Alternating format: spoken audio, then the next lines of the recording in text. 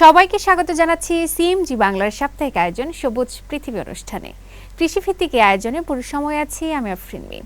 কৃষি উৎপাদন আর পরিবেশ বান্ধব নানা ঘটনার ৭-১৭ নিয়ে আমাদের আয়োজন সবুজ পৃথিবী।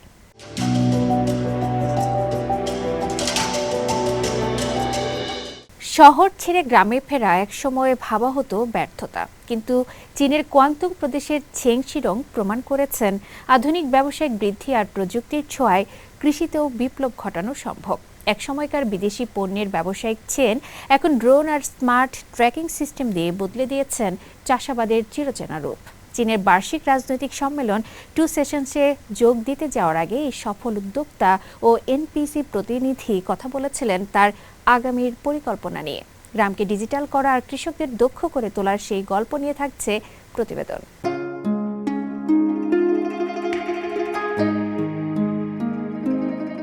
দক্ষিণ চীনের কোয়াংতুং প্রদেশের এক সময়ের ব্যস্ত বৈদেশিক ব্যবসায়ী ছেন শিরং, কিন্তু আজ তার পরিচয় বদলে গেছে। বিদেশের বাণিজ্য ছেড়ে তিনি এখন নিজ গ্রামের মাঠে আধুনিক স্মার্ট কৃষির কারিগর। চীনের সর্বোচ্চ আইনসভা এনপিসির প্রতিনিধি হিসেবে আবারও তিনি বেইজিংয়ের 2 অধিবেশনে যোগ দিয়েছেন নতুন কিছু উদ্ভাবনী চিন্তা নিয়ে। একসময় মনে করা হতো চাষাবাদ মানেই কেবল হাড় ভাঙা খাটুনি, কিন্তু ছেনের ভাবনা ভিন্ন। তিনি নিজের ক্ষেতে তৈরি করেছেন বিশেষ ট্র্যাক সিস্টেম, যা চারাগাছ ও পানি বহন করে মাঠের এক প্রান্ত থেকে অন্য প্রান্তে নিয়ে যায়। আগে আমাদের এই কাজের জন্য প্রতিদিন অন্তত 33 জন শ্রমিকের প্রয়োজন হতো। ব্যস্ত মৌসুমে লোক খুঁজে পাওয়া ছিল দুষ্কর, কিন্তু এখন আধুনিক সরঞ্জামের সাহায্যে মাত্র 5-6 জন মিলেই পুরো নার্সারি সামলাতে পারছি। প্রযুক্তির ছোঁয়ায় বদলে গেছে সারের ব্যবহার। ছেন ও তার স্ত্রী এখন ড্রোনের মাধ্যমে আকাশ থেকেই সার ও কীটনাশক প্রয়োগ করেন। সরকারের 20% ভর্তুকির সহায়তায় কেনা 50,000 ইউয়ানের এই ড্রোন মাত্র 1 বছরেই তার বিনিয়োগ তুলে এনেছে। কেবল মাঠেই নয়, নীতি নির্ধারণী পর্যায়েও সক্রিয় ছেন। গত বছর তার দেওয়া সমন্বিত চাষাবাদ ও খাদ্য নিরাপত্তার প্রস্তাবগুলো ইতিবাচক সাড়া পেয়েছে এবং তা আইনেও স্থান করে নিয়েছে। এবারের 2 অধিবেশনে তার প্রধান দাবি কৃষকদের জন্য আধুনিক প্রশিক্ষণ। আগে বলা হতো শহরে ব্যর্থ হলে গ্রামে গিয়ে চাষ করো, কিন্তু আজকের দিনে কৃষকদের প্রযুক্তি জানতে হয়, ব্যবসা বুঝতে হয় এবং পরিচালনা শিখতে হয়। তাই প্রশিক্ষণের মান আরও বাড়ানো জরুরি। ছেনের প্রতিষ্ঠিত ইকো এগ্রিকালচার কোম্পানি এখন 300 হেক্টরের বেশি জমি দেখাশোনা করছে। এর মাধ্যমে 300-র বেশি স্থানীয় কৃষক সমবায়ের অংশ হিসেবে আগের চেয়ে কম পরিশ্রমে বেশি আয় করছেন। চীনের 15তম পঞ্চবার্ষিক পরিকল্পনার লক্ষ্যেও রয়েছে স্বাস্থ্যকর খাবার উৎপাদন এবং গ্রামীণ জীবনযাত্রার মানোন্নয়ন। মাটি আর প্রযুক্তির মেলবন্ধনে আজ চীনের গ্রামীণ অর্থনীতিকে নতুন প্রাণ দিচ্ছে। ছেন শিরংয়ের মতো তরুণরা প্রমাণ করেছেন আধুনিক চিন্তা থাকলে কৃষিতেই সম্ভব সমৃদ্ধ ভবিষ্যৎ। আফরিন মিম, সিএমজি বাংলা। কৃষি প্রকৌশলের নতুন প্রজন্ম গড়ে তোলার উদ্যোগ জোরদার হয়েছে চীন থাইল্যান্ড অংশীদারত্বে। থাইল্যান্ডের একটি বিশ্ববিদ্যালয়ে প্রতিষ্ঠিত যৌথ উদ্ভাবন কেন্দ্রে শিক্ষার্থীরা হাতে কলমে শিখছে চীনের আধুনিক কৃষিযন্ত্র সম্পর্কে। যৌথ গবেষণা, প্রশিক্ষণ ও প্রযুক্তি হস্তান্তরের মাধ্যমে স্থানীয় বাস্তবতায় যন্ত্রের ব্যবহার শিখছে তরুণ প্রকৌশলীরা। বিশেষজ্ঞরা বলছেন, এই সহযোগিতা থাইল্যান্ডের কৃষিকে আরও দক্ষ, টেকসই ও যান্ত্রিক ভবিষ্যতের দিকে এগিয়ে নেবে।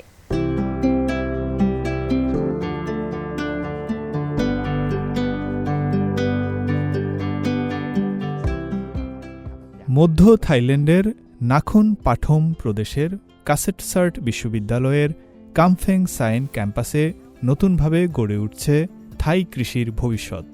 এখানে শ্রেণীকক্ষ ও কর্মশালায় শিক্ষার্থীরা শিখছে চীনের আধুনিক কৃষিযন্ত্র পরিচালনা ও ব্যবহার।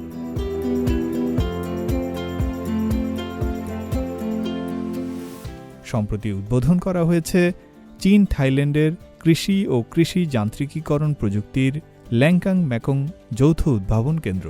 কেন্দ্রটি দুই দেশের সহযোগিতার একটি গুরুত্বপূর্ণ মাইলফলক, যার লক্ষ্য হল এমন তরুণ কৃষি প্রকৌশলী তৈরি করা যারা ভবিষ্যতের কৃষি প্রযুক্তি ও যান্ত্রিকীকরণের চ্যালেঞ্জ মোকাবিলা করতে পারবে। শিক্ষার্থীরা এখানে বাস্তব কৃষিযন্ত্র নিয়ে কাজ করার সুযোগ পাচ্ছে। কৃষি প্রকৌশলী তৈরি করতে হলে বিভিন্ন ধরনের প্রযুক্তি শেখা জরুরি, আর কৃষি প্রযুক্তিতে চীন বেশ এগিয়ে আছে। কেন্দ্রটি অনেক শিক্ষার্থীর জন্য বাস্তব অভিজ্ঞতা অর্জনের সুযোগও তৈরি করেছে। এই গবেষণা ও প্রশিক্ষণের মূল লক্ষ্য হল কঠিন পরিবেশে কৃষিযন্ত্রের কার্যকারিতা পরীক্ষা করা এবং স্থানীয় খামারের জন্য সেগুলোকে উপযোগী করে তোলা।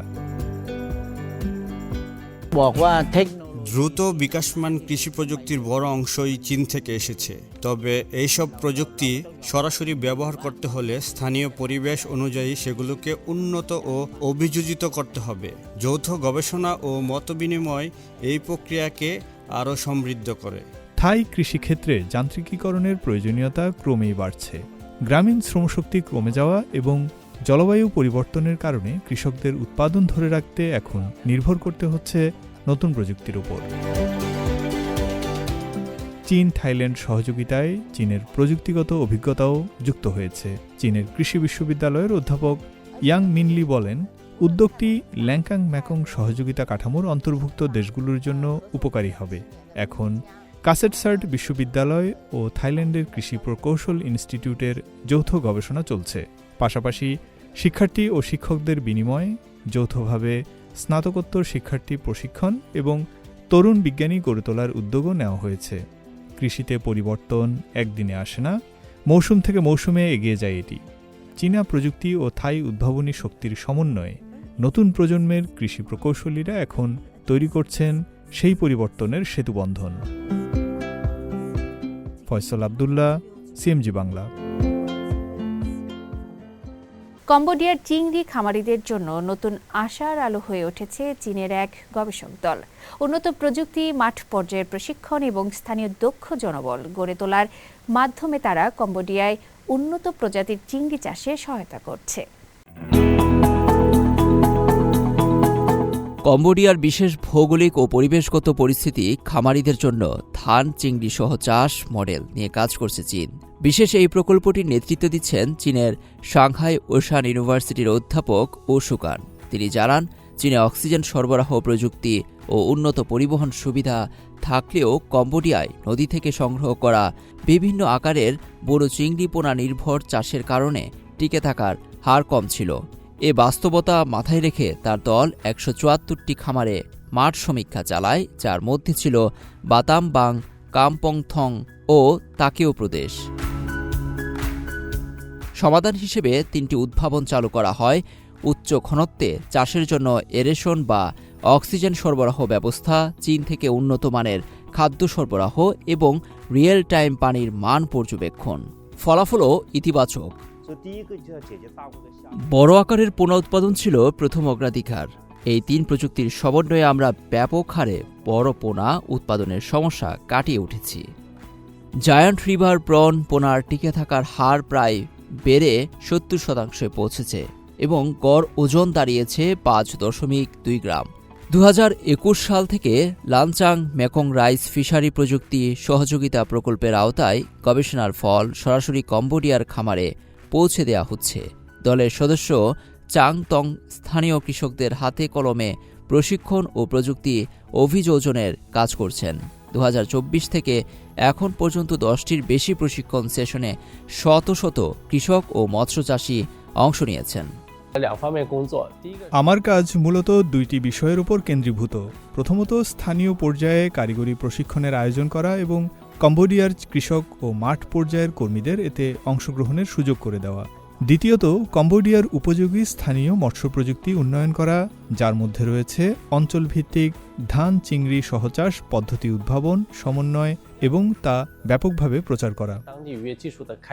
তবে শুধু প্রযুক্তি স্থানান্তরই নয়, স্থানীয় দক্ষতা গড়ে তোলাকেও গুরুত্ব দেওয়া হচ্ছে। এজন্যই সাংহাই ওশান ইউনিভার্সিটি কম্বোডিয়ান শিক্ষার্থীদের জন্য বিশেষ বৃত্তি চালু করেছে। শিক্ষার্থী চ্যাং লি জানান, পড়াশোনা শেষে দেশে ফিরে টেকসই কৃষি ও খাদ্য নিরাপত্তায় কাজ করতে চান তিনি। 工作把在中国学到知识和经验 ভবিষ্যতে চীন কম্বোডিয়া যৌথ টেকসই জলচাষ গবেষণার প্রতিষ্ঠার পরিকল্পনাও রয়েছে। বিশেষজ্ঞদের মতে প্রযুক্তি ও মানব সম্পদ উন্নয়নের এই সমন্বিত উদ্যোগ কম্বোডিয়ার জলচাষ খাতে দীর্ঘমেয়াদী ইতিবাচক প্রভাব ফেলতে পারে। লুৎফর কবির, সিএমজি বাংলা। চীন ও ভিয়েতনামের মধ্যে কৃষি সহযোগিতা এখন শুধু শিক্ষা ও গবেষণার মধ্যেই সীমাবদ্ধ নয়, এটি আঞ্চলিক উন্নয়ন, প্রযুক্তি আদান প্রদান এবং টেকসই কৃষি ব্যবস্থার একটি কার্যকর সেতু বন্ধনে পরিণত হয়েছে। বিশেষ করে কোয়াংসি বিশ্ববিদ্যালয়ের উদ্যোগ ও নেতৃত্বে বিশ্ববিদ্যালয়গুলোর বৈজ্ঞানিক দক্ষতা ও প্রযুক্তিগত সক্ষমতা এই সহযোগিতাকে নতুন উচ্চতায় পৌঁছে দিয়েছে। দক্ষিণ চীনের কোয়াংশি চুয়াং স্বায়ত্তশাসিত অঞ্চল ভিয়েতনামের সঙ্গে দীর্ঘ সীমান্ত ভাগ করে নেওয়া এই জনপদ গত 2 দশকে গড়ে তুলেছে এক অরণ্য সেতু বন্ধন। তবে এই সংযোগ শুধু রাস্তা বা বাণিজ্যে নয়, বরং শিক্ষার হাত ধরে ডালপালা মেলেছে এক নতুন আঞ্চলিক উন্নয়নের, যেখানে বিশ্ববিদ্যালয় ভিত্তিক সহযোগিতা বদলে দিচ্ছে দুই দেশের কৃষি ও প্রযুক্তির মানচিত্র। কোয়াংশি বিশ্ববিদ্যালয়ের কৃষি অনুষদ এখন ভিয়েতনামি শিক্ষার্থীদের জন্য এক আধুনিক বাতিঘর। এখানে শ্রেণীকক্ষের পাঠ শেষে শিক্ষার্থীরা সরাসরি নেমে পড়েন ফসলের মাঠে, হাতে কলমে শিখছেন আধুনিক কৃষি কৌশল, যা তাদের পেশাগত দক্ষতাকে নিয়ে যাচ্ছে এক নতুন উচ্চতায়। আমরা শিক্ষার্থীদের শুধু তাত্ত্বিক শিক্ষা দেই না, বরং হাতে কলমে কাজ শিখিয়ে তাদের লক্ষ্য পূরণে সাহায্য করি। আমাদের উদ্দেশ্য হলো তারা যেন এখান থেকে অর্জিত জ্ঞান নিয়ে নিজ দেশে ফিরে ভিয়েতনামের কৃষি প্রযুক্তিতে বড় অবদান রাখতে পারে এবং দুই দেশের বন্ধুত্বের সেতু বন্ধন হিসেবে কাজ করে। এ পর্যন্ত 30 জনের বেশি ভিয়েতনামি গবেষক ও শিক্ষার্থী এখান থেকে উচ্চতর প্রশিক্ষণ নিয়েছেন, যারা এখন ভিয়েতনামের শস্য, জিনতত্ত্ব ও উৎপাদন বৃদ্ধিতে অগ্রণী ভূমিকা পালন করছেন। এখানে আমি যা শিখেছি তা আমার ভবিষ্যৎ গবেষণাকে অনেক সহজ করে দিয়েছে। বিশেষ করে প্রযুক্তির ব্যবহারিক প্রয়োগ শিখতে পারাটা ছিল আমার জন্য বড় প্রাপ্তি। চীনে শেখা এই আধুনিক পদ্ধতিগুলো আমি ভিয়েতনামের কৃষিজমিতে কাজে লাগাতে চাই, যাতে আমাদের ফলন আরও বহুগুণ বৃদ্ধি পায়। তবে এই সহযোগিতা শুধু জ্ঞান বিতরণেই সীমাবদ্ধ নেই। ভিয়েতনামের পচনশীল কৃষিপণ্য দীর্ঘ সময় সতেজ রাখতে কোয়াংশি বিশ্ববিদ্যালয়ের লাইট ইন্ডাস্ট্রি ও ফুড ইঞ্জিনিয়ারিং কলেজ কাজ করছে নিরন্তর। আধুনিক প্যাকেজিং ও সংরক্ষণ প্রযুক্তি উদ্ভাবনের ফলে আন্তঃসীমান্ত বাণিজ্যে এখন ক্ষতির পরিমাণ কমেছে অনেকখানি।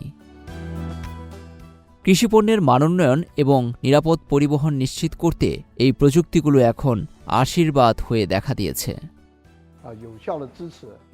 আমাদের উদ্ভাবিত প্রযুক্তিগুলো ভিয়েতনামের কৃষিপণ্যের বাণিজ্যিক মূল্য এবং পরিবহন দক্ষতা অনেক বাড়িয়েছে। এটি মূলত দুই দেশের মধ্যকার উচ্চমান সম্পন্ন বাণিজ্যিক উন্নয়নের একটি শক্তিশালী প্রতিফলন। সীমান্ত পেরিয়ে গড়ে ওঠা এই শিক্ষা ও প্রযুক্তির মেলবন্ধন কেবল কৃষিকেই সমৃদ্ধ করছে না, বরং চীন ও ভিয়েতনামের অর্থনীতিতে যোগ করছে এক নতুন মাত্রা। ভবিষ্যতে এই বন্ধুত্ব আরও সুদৃঢ় হবে, এমনটাই প্রত্যাশা সংশ্লিষ্ট সবার। লুৎফর কবির, সিএমজি বাংলা। প্রিয় দর্শক, আমরা অনুষ্ঠানে একদম শেষ পর্যায়ে চলে এসেছি। অনুষ্ঠানটি টেলিভিশনের পাশাপাশি সামাজিক যোগাযোগ মাধ্যমে দেখতে www.facebook.com/cmg বাংলা এবং ইউটিউব চ্যানেল সিএমজি বাংলাতে ক্লিক করুন।